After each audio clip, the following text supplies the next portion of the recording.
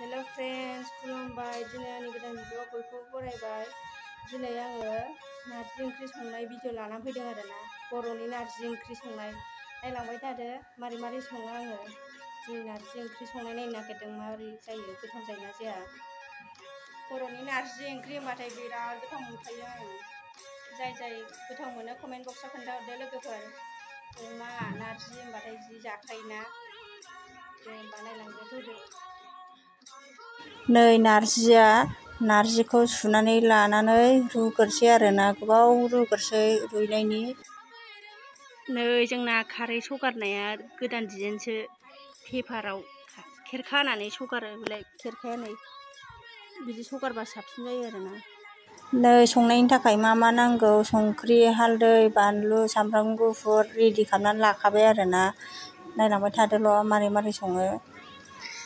नै सारायखौबो जानखाबायमोन नालाय सारायाबो दुंबाय नालाय थावखौबो हरखाबाय आरो दा थावखौ दसे गोबाव दुंहोखांबाय दुंहोनानै नै पियास हरसै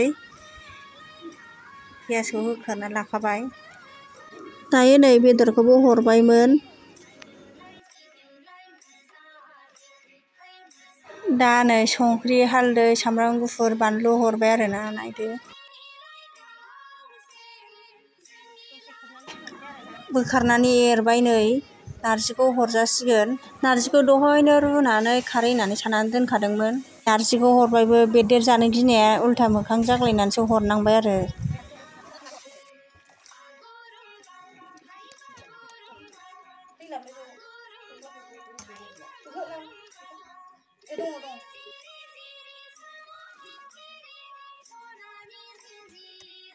नै दै होनानै सारायसे जानोसैमोन। बिराद ग्लाब गोदौबायमोन ओंख्रिया नै मोननानै साखिबाय। बांद्राय गोलाव बानायासै आङो भिडिअखौ। नै मोनबाय खांसै नामाथाय। नै मोनबाय जानाय नायनोसै आरोना गोथाव जादोंना जायाखै।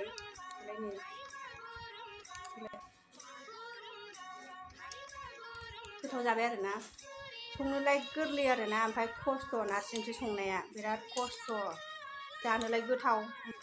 प्लिज आंनि भिडिअखौ मोजां मोनदोंबा लाइक शेयार कमेन्ट साबस्क्राइब खालामना होबानो जाबाय।